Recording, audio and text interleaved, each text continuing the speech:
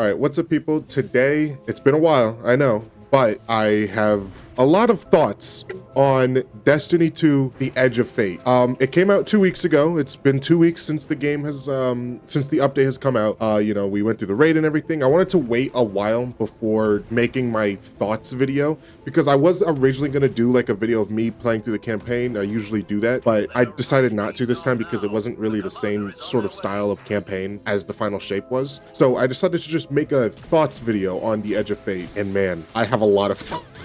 I have so many thoughts. I'm actually recording this in post. Like, I'm recording this after recording the gameplay because I have just so much to say about The Edge of Fate. To start, as all good reviews of things, you start with the good, okay? So the good, there's a lot. I think Edge of Fate is such a massive leap in the correct direction.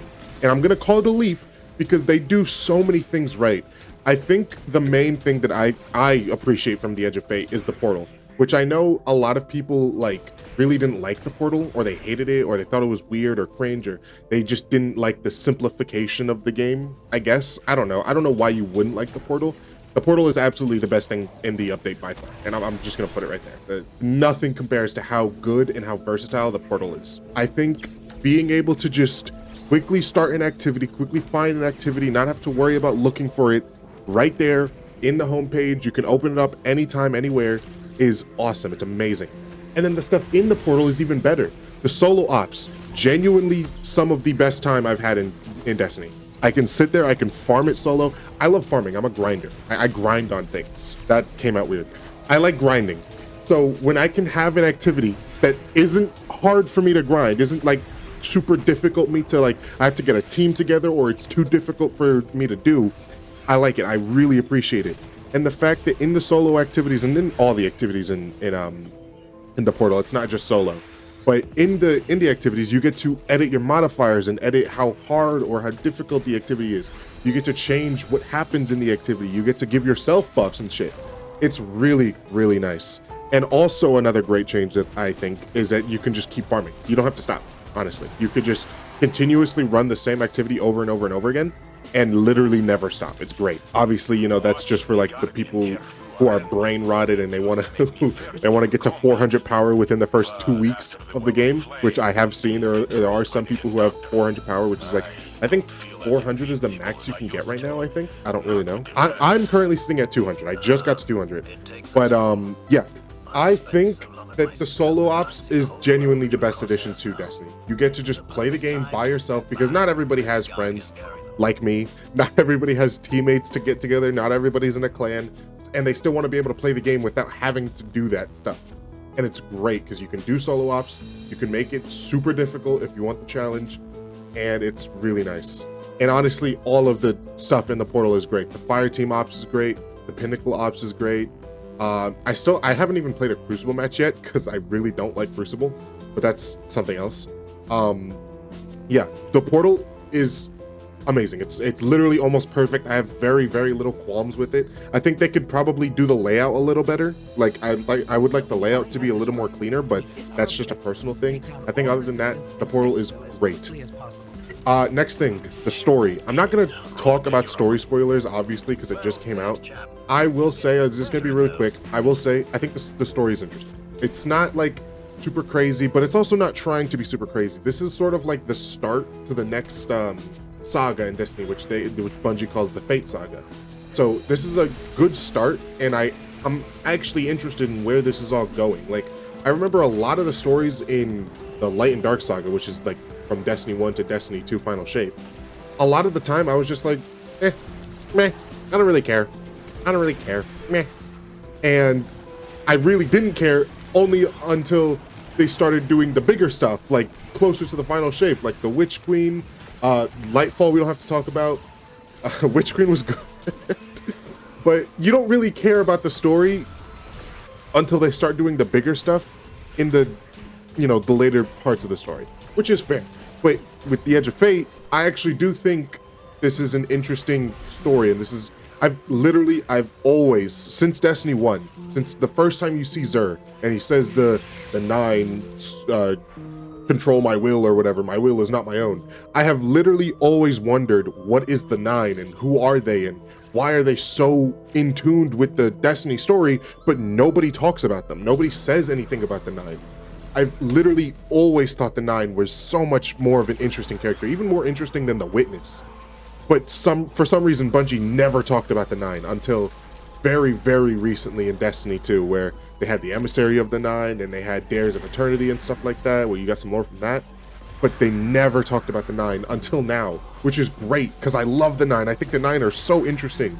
And in the story, I won't spoil anything, like I said, but in the story, we start learning about the Nine and we start hearing from the Nine, and it's great. That's why I'm interested in the story, because the Nine, I don't even know them yet, but the Nine are genuinely my favorite sort of mystery and entity in Destiny 2. The thing that has quite literally been here since the start of the game, not even like the start of Destiny 2. It's been since the start of Destiny 1. When the first week we got Xur and he was talking about the Nine and he was saying stuff, but for some reason, nobody questioned it. Bungie never talked about it. I feel like, I don't know, maybe I'm the only person who cares this much about the Nine, but I am so interested in the Nine story. And I love the Nine. I think they're so cool. And this is going into that story. There's a lot of stuff happening with the Nine, and there's a lot of stuff that's going to happen with the Nine, a lot of stuff that's leading up to it. I think this story is going to be really good and something you can really stick with, which is great.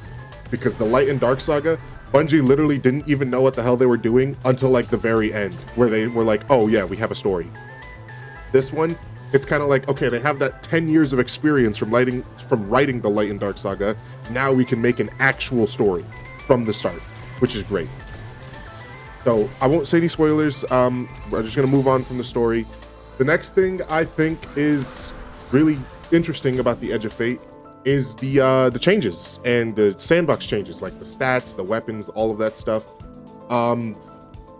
There's a lot to say about it. We basically had to rediscover how Destiny works, which I think is very cool. I think that's always a good thing when you get to have new things to experiment with. We have all the new stats, we have all the new weapons and weapon types, we have all of this new stuff, the new artifact. It's a lot. It's a lot of stuff. This is, I think, one of the biggest updates Bungie has ever put out for their game, which is great. Not great for your storage, but great for the players.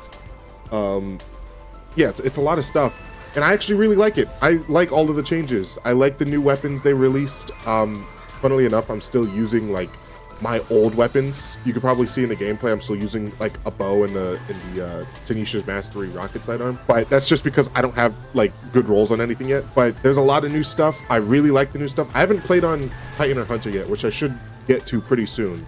Since I'm at 200 now, I could probably start working on Titan and Hunter because I want to try some of the stuff, like some of the new exotics and stuff on there. But there's a lot of stuff in the Edge of Fate, which is great, and I love a lot of the stuff. But that's kind of where the good ends. I mean, there's a few more good things, but with Edge of Fate, it's like, okay, if we're looking at the Edge of Fate in sort of like a Venn diagram, right? We have the good, the bad, and then the ugly. It's a triple Venn diagram. It's the good, the bad, and the ugly. The good has like 4 or 5 things. The bad and the ugly have so many things, and it's crazy. Starting off with the bad is the stats system and all of the changes. There has been so many, and I truly do mean so many bugs and problems and issues and things that just don't make sense when you use the stat system. The entire health stat is basically useless. I don't even know why it's in the game. There's a lot of like issues with their system because I don't know, maybe I don't want to say Bungie didn't test their stuff because they obviously do, right? We know they do. But it's not like we're the only ones discovering the new stuff Bungie added. They're discovering the new stuff that they added, which is weird. It's weird to make a whole new system and then also be discovering the new system with the players you made it for. I think that's super strange. And there's also just been a lot of problems with the game as a whole. Like, I mean, I could just list off a few here. Obviously, we have the stats and the new system stuff. We have the portal. There was a lot of problems with the raid, a lot of like, you know, networking issues, which is, you know, that happens frequently. But then there was a stupid amount of cheaters, and I truly do mean a stupid amount of cheaters in the raid. So that whole thing was really weird and messy. There's been a lot of issues with how the power leveling system works, which I forgot to actually mention this. I do like the new powering system, but there is a lot of problems with it. The main problem is time gating. Basically, as it stands right now, there are two main things you have to worry about with your power level. Obviously, it's the power level itself, and then the tiers of your gear. So you could go from tier 1 to tier 5, tier 5 obviously being the best. The problem, you can't get tier 5 right now. Nobody can get tier 5 right now because you have to wait until the new, like, I guess, I don't know what they're calling it, the new season, I think? It's the Ash and Iron update coming soon, I think, also. I think it's in, like, September or something. But we have to wait for it, basically. So you can't get the tier 5 weapons until that comes out. But you also can't do anything else if you're maxed until the new stuff comes out, which is super annoying. That's always been annoying. People have constantly complained to Bungie about time gating and how much it pisses them off. But for some reason, Bungie continues to time gate things and delay stuff and make it so you can't earn something until they want you to earn it, which is really annoying. And that is really, like, sad. It honestly makes the grind feel kind of like meaningless, right? Because you can spend all of this time getting to 400 only to be stopped right before you can make it to the tier 5 weapons, which is really dumb. And it's just annoying, right? But that in and of itself is something people complain about. There's a lot of things to complain about in this game, and I feel like Bungie just, I've said it once, and I'll say it again, and I'll say it as many times as I have to.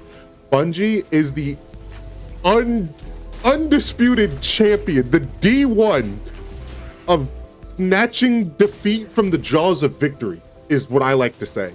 Basically, they give you something that people want and people like, and they need it. People love the grind and all of the stuff they added, and it's a lot of cool stuff. And then when you have it in your hands and you see the beauty that Bungie has given you, they take it away from you, and then they spit in your face and step on your shoes. And I just don't understand why. You have something that everybody likes, and all you have to do is the right thing and listen to people. For some reason, you're so stuck in your old ways of doing shit terribly. The perfect example of this is the new event that happened yesterday, the Arms Week event, where it's a whole week where you get to earn new weapons, or 2 new weapons, and there's new activities and stuff, and there's a new Crucible game mode, I think.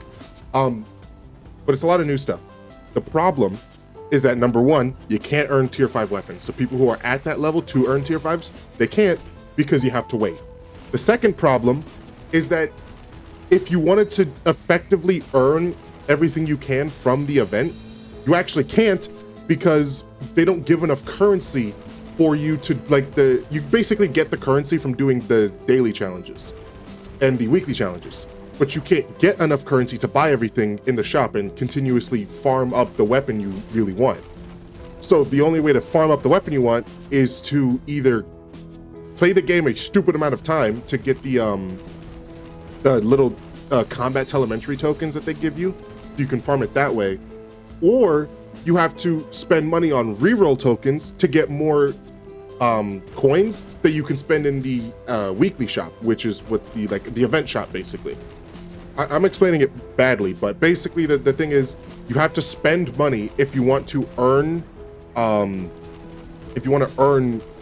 tokens to spend in the event shop, so you can earn higher tier weapons. Because Ada 1, when you go to her and you talk to her, she will only give you at max tier 3 weapons. If you wanted tier 4 weapons, you have to spend more money to be able to earn more tokens so you can buy more tier 4 weapons. And then you can't even buy tier 5 weapons, which is so weird and annoying. And it's like, what are we doing, Bungie? You have such a interesting, I won't even say it's cool, because it's unique and I like it, but it's not like super special or anything. It's supposed to be just a small little event that people can enjoy and get new gear, but you can't even do that efficiently, because you need to start spending money if you want to earn more new gear. Super dumb, and I really don't like it. But it's a lot of, like, just weird little things like that just don't make sense. I think Bungie needs to start, like, addressing these things properly. There's been a lot of stuff going on, like just a crazy amount of stuff in Bungie and Destiny going on. I